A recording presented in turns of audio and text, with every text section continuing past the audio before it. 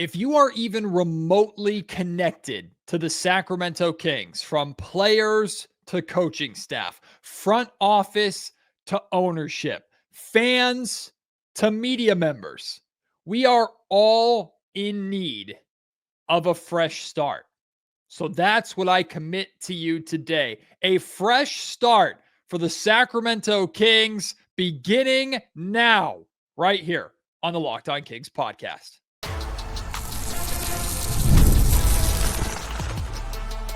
You are Locked On Kings, your daily Sacramento Kings podcast, part of the Locked On Podcast Network, your team every day.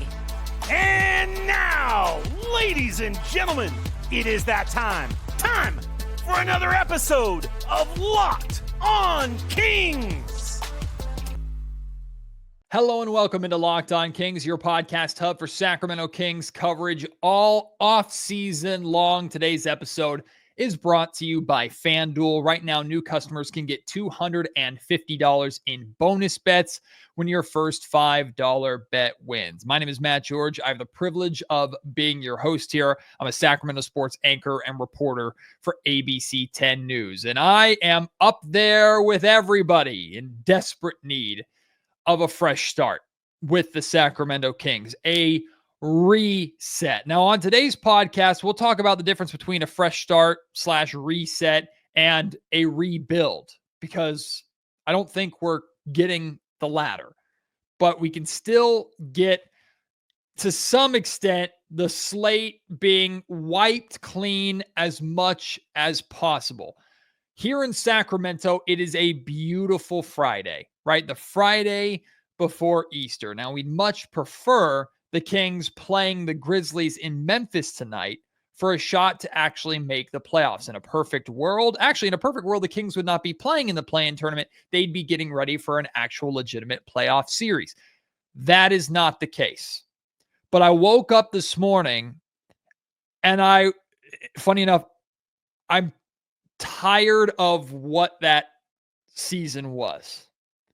I'm tired of being angry, frustrated, annoyed, concerned about the direction of this organization.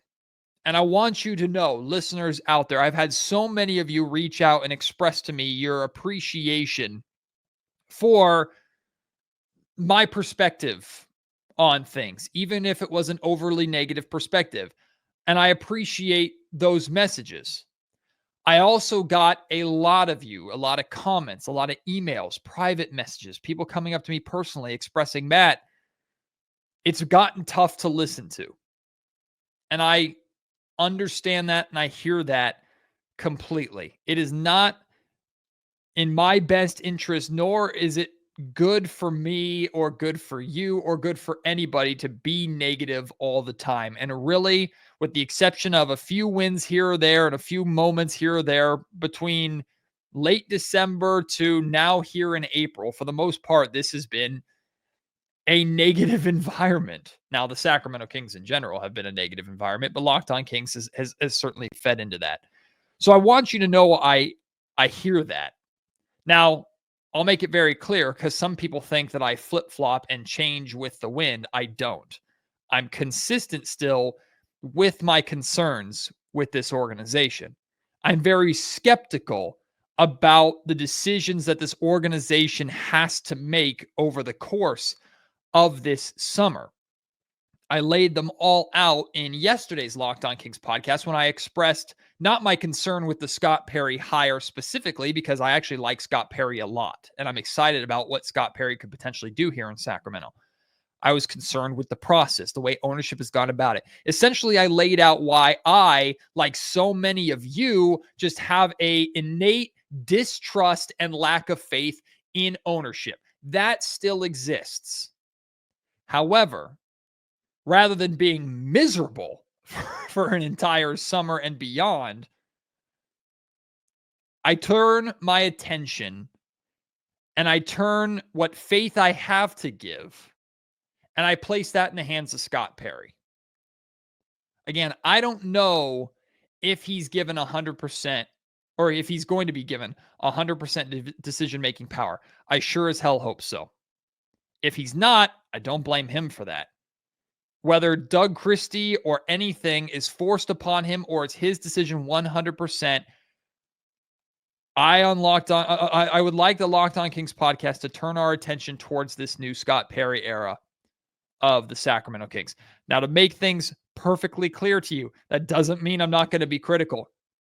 That doesn't mean that I'm not going to look at ownership and their involvement and look at the moves that Scott Perry makes or doesn't make this summer and be critical when it's required and speak my mind. What you're not going to get from me is fake. You're not going to get sugar-coated when it doesn't account for it. But I do understand that you don't necessarily want to be depressed about your basketball team when you spend your time that you do not have to give to this podcast to listen. I take that responsibility very, very seriously. And I love you for it. Those of you who have been with me on the Locked On Kings podcast for the 8 years that I've been doing it, or for a good portion of those 8 years, know that in the early years, I was very much a positive, optimistic brand. Very much so. And I would love to get back to that. This season, in many ways, broke that aspect of me. And I think it broke that aspect of a lot of Sacramento Kings fans. I'm not waking up this morning deciding, oh, everything's fine now, and we're just going to be positive about it. It's not. Right? The Kings are still in a very, very tough spot that they put themselves in. But Scott Perry's here now. The McNair and Wes Wilcox era is over. We acknowledge that ownership has made mistakes, consistently has made mistakes over the last 13 years, and still is in a position to continue to make mistakes. So we can have that concern. We can have that skepticism, but that doesn't have to be the focus. That's what I want to bring to this podcast starting today. Again, I'll be critical. I'm not going to be fake. But I want this to hopefully be an environment, again, of optimism and looking towards the future and finding a way to get the Sacramento Kings back into relevancy and winning again. Because I don't know about you, I want absolutely nothing to do with another long playoff drought. Forget 16 years. I don't want it to go 6 years. I don't want it to go another year. Now, I don't believe that the Kings will be right back in the playoff conversation next season, although we'll have to wait and see what Scott Perry does with this organization. I hope Perry is getting the time necessary to properly clean up this mess, because it is a mess. I hope there's not still some short-sighted, dumb playoff mandate on the Sacramento Kings and Scott Perry this season. But like I laid out for you earlier, I do not believe a full rebuild is happening. I don't think anybody really wants that. You and I might want that from the standpoint of like start from scratch, but from a business standpoint, that's not good for the Sacramento Kings. That's a really important factor in all this. Of course, Vivek Ranadive and the Kings ownership, they do not want to lose money in all of this. They've loved having the Golden One Center full. They've loved the environment that they've built over the last few years at the Golden One Center. They don't want to just punt that away for a product that needs to start from scratch. So I don't think a rebuild is going to happen. Plus, the Sacramento Kings have so much talent on this roster as it stands. Now, that talent is clearly not cohesive, but there's a lot of talent here. And to expect all of it to just be gone by the end of the summer is not realistic, especially with contracts like Zach LaVine and Domantas Sabonis' contracts that are not easy to move on from. I said on yesterday's podcast, and I stand by that, if 2/3 of this roster returns next season, I'm not going to be happy about that. I'll be concerned because I want to see this roster not look completely different, but significant. I want to see some significant changes. And now that responsibility falls into the lap of Scott Perry. And like I laid out for you yesterday, Scott Perry not only has a long resume and history as an executive in the NBA, he is extremely well respected in league circles, well respected by agents, well respected by players. He brings a legitimacy to this organization that they desperately, desperately need. So, in Scott Perry, we trust. I don't know if he's going to be able to fix it. I don't know how long it's going to take to fix it. I don't know if his approach this summer is going to be to try and put some Band-Aids or some duct tape over the holes, or to start to rebuild the dam altogether so there's not a leak in the first place. I don't know what his approach is going to be. But he's here now. I know ownership is the same. And regardless, it's his time. It's a fresh start for this organization.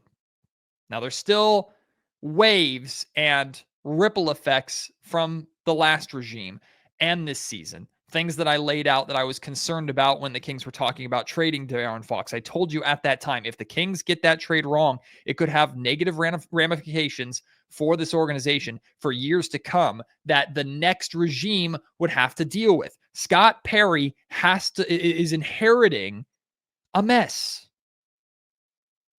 and he has to clean it up. And we'll see how he does it. I look forward to seeing what he does. I look forward to his first press conference and hearing him speak on this team and what he wants to bring to this organization, whenever that may be. And when it happens, of course, I will have it here for you on the Locked On Kings podcast.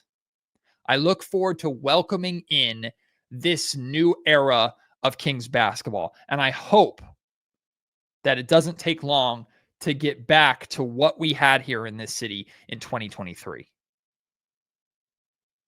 I sincerely hope that. And I express my appreciation to all of you, whether you've been riding with me in this negativity over the last 4 months, or you were hoping because you love this team and love this organization, love this franchise, love this city, you were hoping for good news.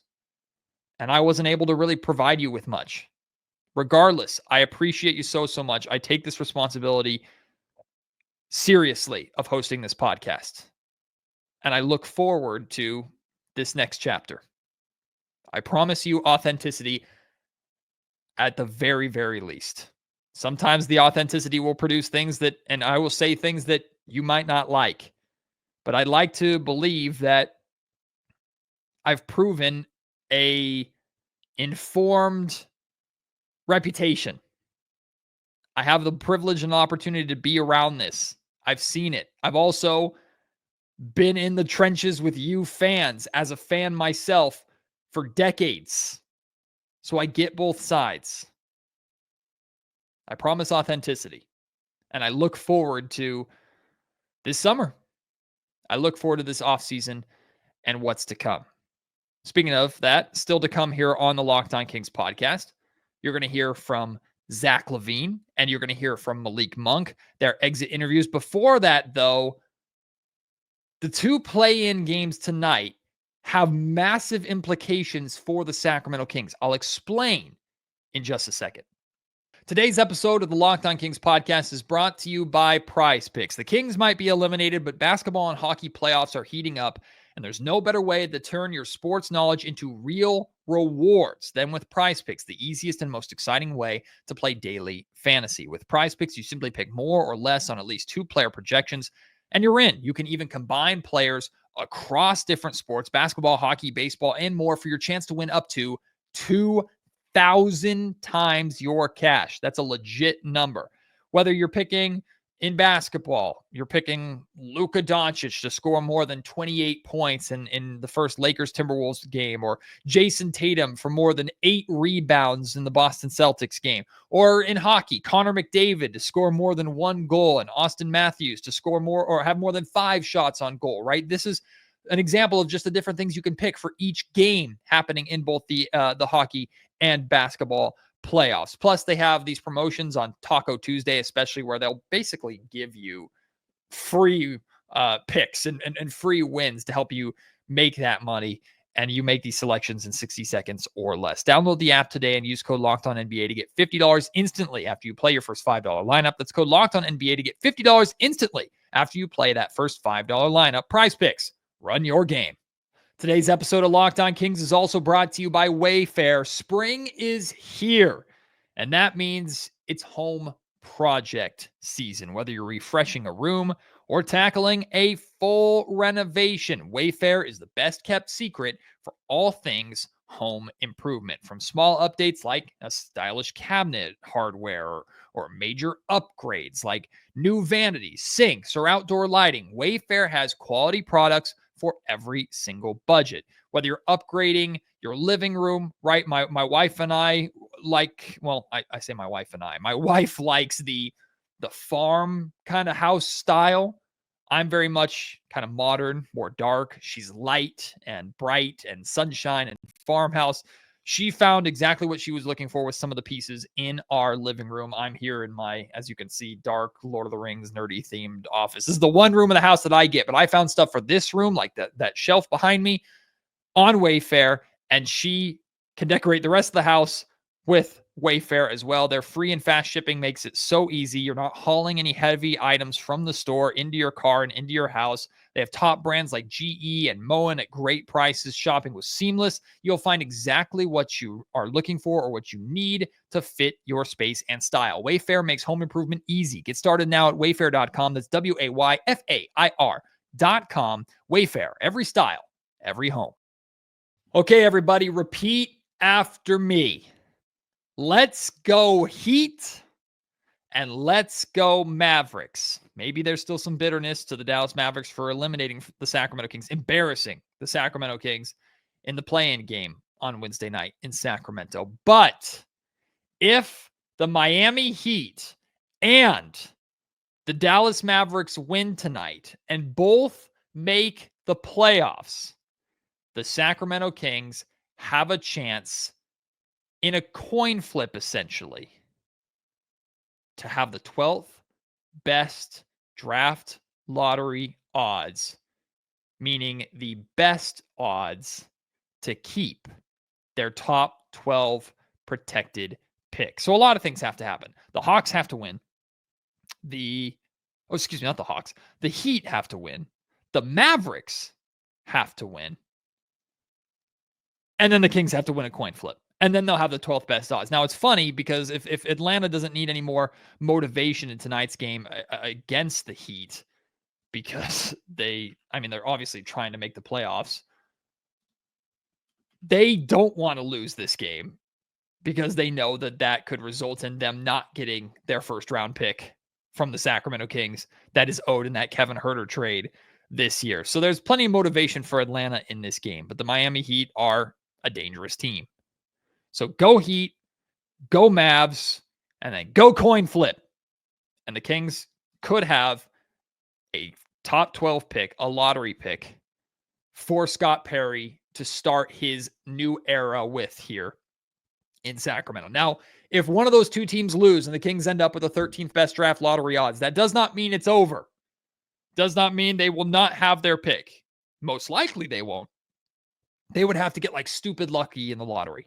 I'm talking like hitting like a 4 or 5% chance in the lottery to either move up into the top 4 or win the lottery outright. That would be the only way they would keep their pick at that point. I think realistically that's not going to happen, so we can't really talk about it more than a long shot.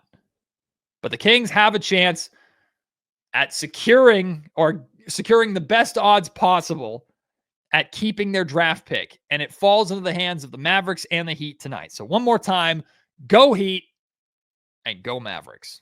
Unless you would like to see the Kings just lose this pick, which frees up their future draft picks. They no longer have to worry about this deal with Atlanta, and everything is freed up and ready for Perry to make moves with the future assets without any kind of burden. If that's you, then I understand that completely. In that case, boo Mavericks and boo Heat.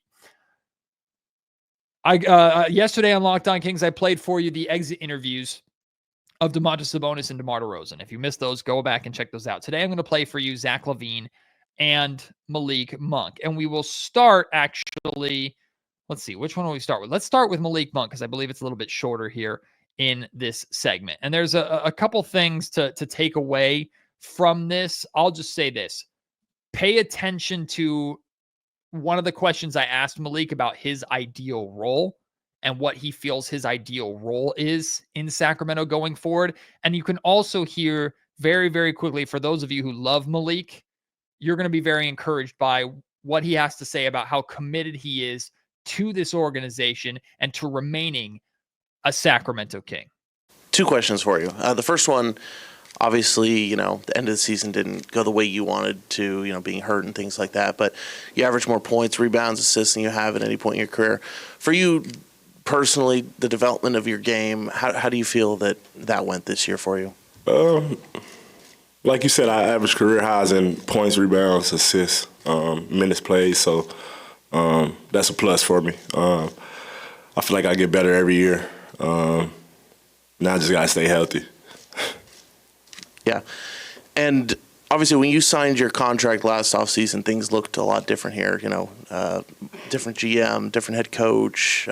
Fox was here.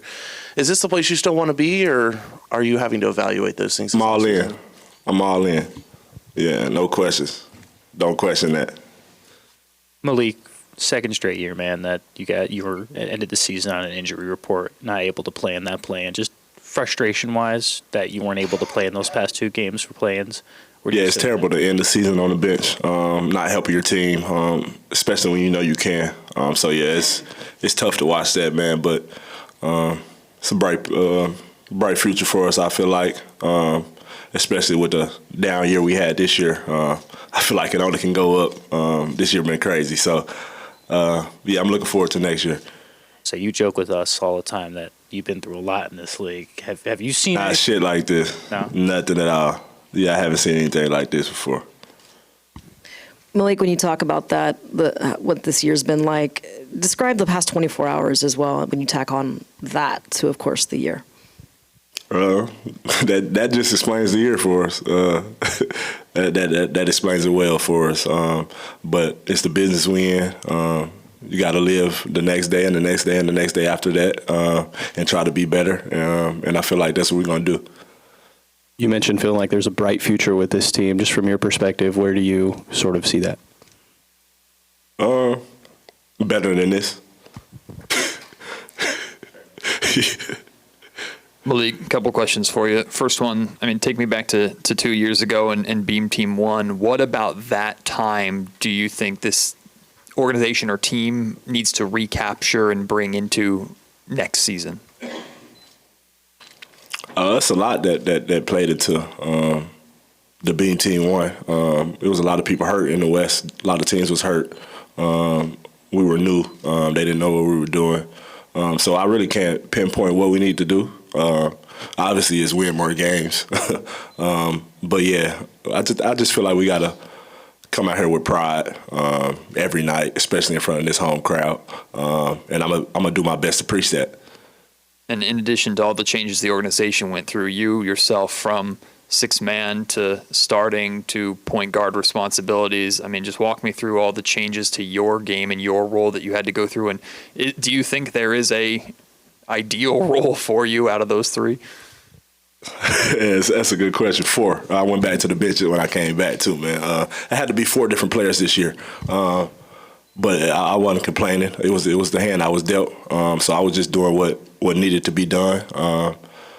And yeah, I don't know what role I'll play next year. I felt more comfortable starting at the 2. That was I felt like I was flowing in. I love that role. But it's whoever the next coach is, whether it's DC or somebody else, whatever they want me to do. I'm gonna be 100% in with that. Malik, this is the second summer you're going into injured. Just where are you at health-wise? How long do you think it's going to take you to get back to a full program? Yeah, it was nothing like last year. This was a little slight. I feel like I'm probably about another two weeks out from going full. So yeah, probably quicker than that because I'm gonna take a little break, then be back. So probably like a week. But yeah, I feel good right now though. Walking fine, no, nothing's hurting. So yeah, it's good for me.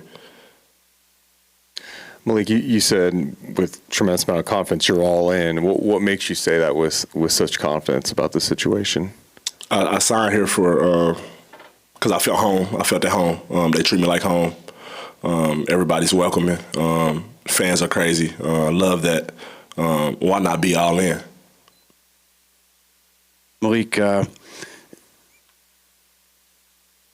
you guys had a period of like stability and some continuity here, for a couple of years with, a coach in place, a front office, a roster that kind of stayed the same. Like, how important is that to you guys? We've heard some of you speak to just the craziness and the chaos of this year. Like, how important is it that you guys get back to some stability and some continuity here? Yes, I feel like NBA players, we go off routine. And stability, I feel like, is a part of routine. And when you tweak that a little bit, something can happen. So, yes, it's always good to have stability in life, man. I feel like, because if you're going up and down, life is not it's not fun. So having stability, it just make it level out and make everything go smoother. So, I feel like we need that for sure. Yeah, Malik, you just received that community award for your contributions. You just mentioned you want to come back because of the community. How special really is that for you? Because I don't know if you experienced that in your other two stops before you got here, but the community has gravitated towards you and your character and the love too. So just what's your true thoughts about that? Like I said, man, it feels like home. They treat me like Arkansas. A lot of love. Everywhere I go, everybody say what's up to me. Don't bombard me. Don't over ask me with questions. Don't over crowd my space. So it's like home, man. And it's always good to get back to home. And like I say now, SAC is my home. So why not be a part of the community? Why not go out and do things, toy drives and things I do, have camps. So yes, it's great. It's a great feeling. Like I said at the top of the show, today's episode of the Locked On Kings podcast is brought to you by FanDuel. The NBA playoffs are pretty much here, and FanDuel is giving new customers an incredible way to get in on the action. Right now, when you join FanDuel and place your first $5 bet, that's it, just a $5 bet, you'll get $250 in bonus bets if your bet wins. So find the most surefire bet that you can think of. Put $5 on it, even if it only pays out like 50 cents or $1.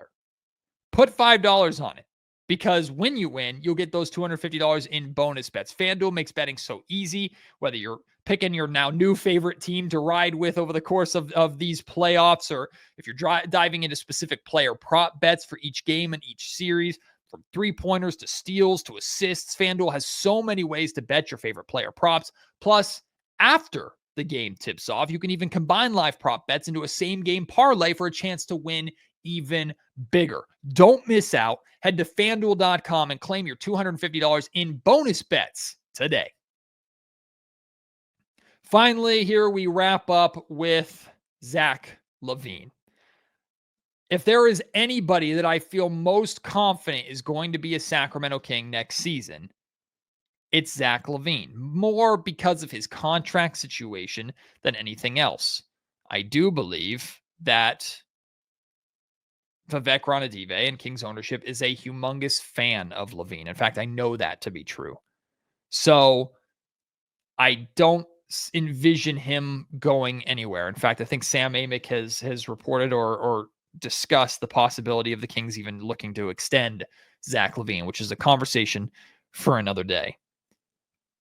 There is a video that I tweeted out from a Twitter account, New York Basketball, where years ago, I don't actually know, this was back in 2023, Scott Perry, as an NBA executive, talks about Zach LaVine and if he is a winning player or not. Gives him his props for offense, but questions how much of a winning player he can be.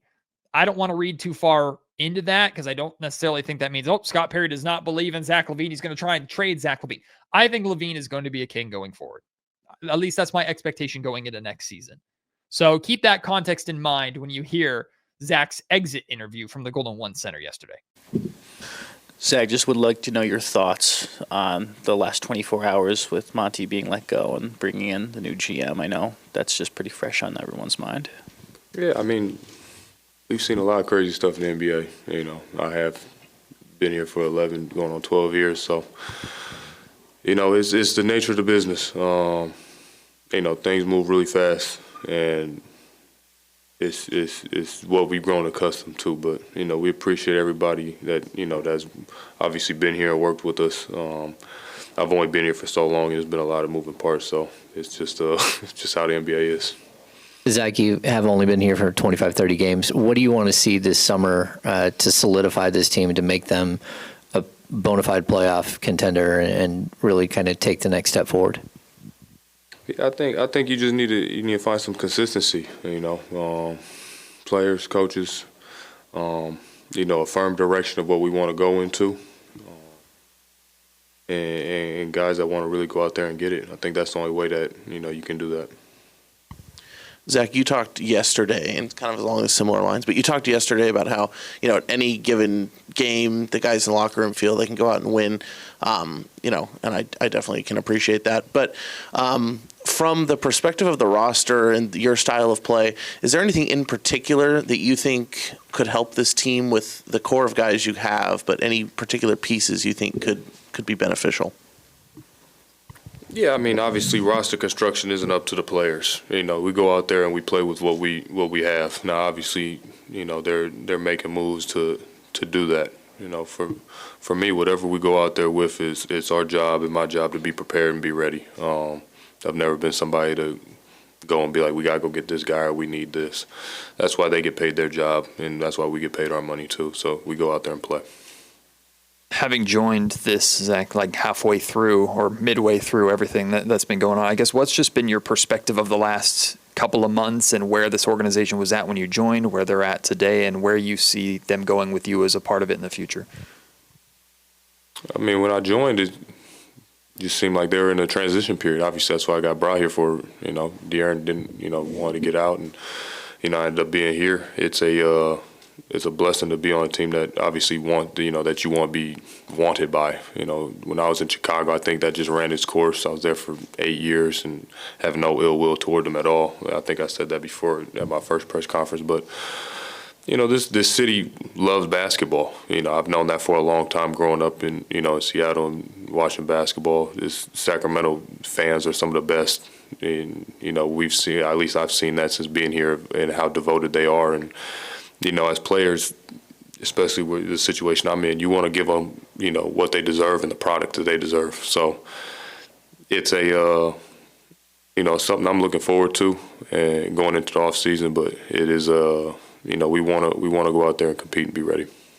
And building off of that, Zach, like how much time do you take now to kind of rinse and get rid of the season and relax and refresh, and then when does the work start for next season and your future here in Sac? Yeah, I mean, this season's been long for me. Just it's from the trades to my kids. I haven't been able to see my kids in like 5 weeks, so it's just been long. I'll take some time, obviously. The older you get, I think you appreciate the more time you take off and you start to let your body reset. I used to, right after the season, I'll get right back into it and working out. So I'll definitely take some time, take a little vacation, get back to being a father and a husband. When I get back to Newport, I know my wife will be happy with that. So, but the work, we got to go back and look, individually. I can talk about that is, what I did well and what I can improve on. I think I've done that each and every year of what you can take little bits and pieces of.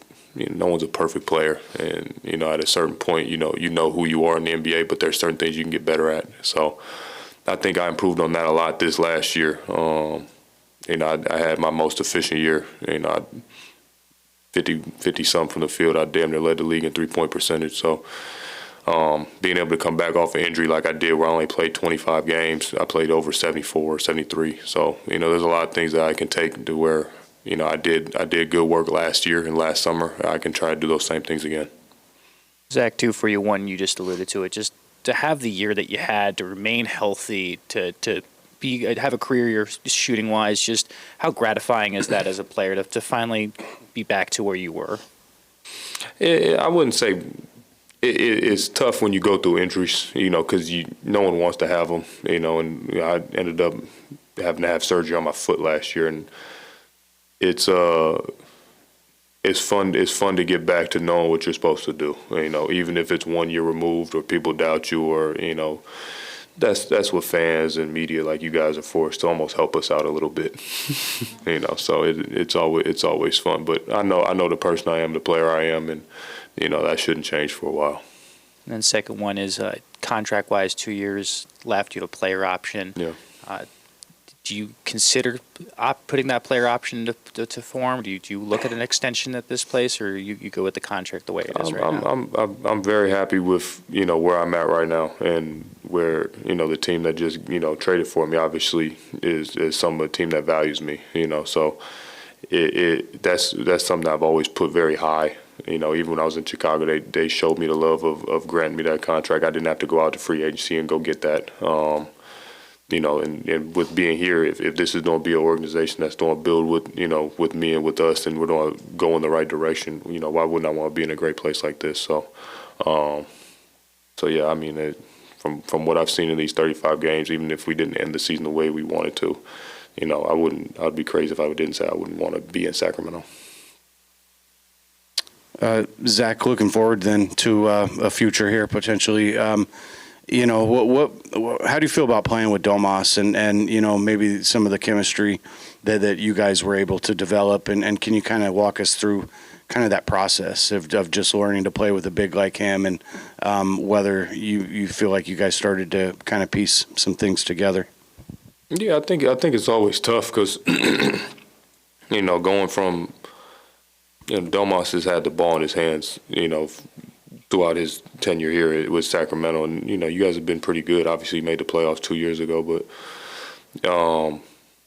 De'Aaron was a very ball-heavy guy, but didn't run a ton of pick and rolls. It was a lot of handoffs, and me coming from Chicago, where it was more pick and rolls and less handoffs, because a guy like Vooch is such a good pick and pop big. You have to figure out what works and what doesn't.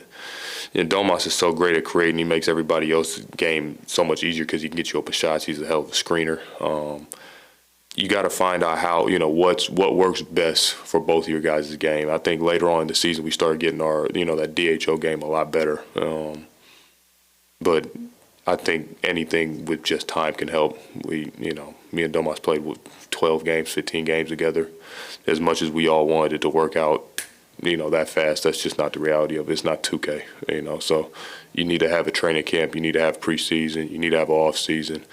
As pros, we're supposed to come in here and get it done, and that's what we try to do. But, in all reality, I think with time and off season and a training camp, that it'll be great. I'll have more Kings exit interviews coming for you here on the Locked On Kings podcast in future episodes. Still have to hear from Keegan Murray, Keon Ellis, Trey Lyles. So I'll have those for you. And if you're impatient and want to check those out, you can do so on abc10.com or the ABC 10 Plus streaming app here in Sacramento. Watch them all there if you would like to. But again, I want to express my appreciation for you, whether you agree with me, disagree with me, you've been riding with me the entire time, or hey, maybe you needed to take a break because of the negativity and the frustrations of this season. Regardless, I appreciate you. I'm looking forward to riding this summer out together.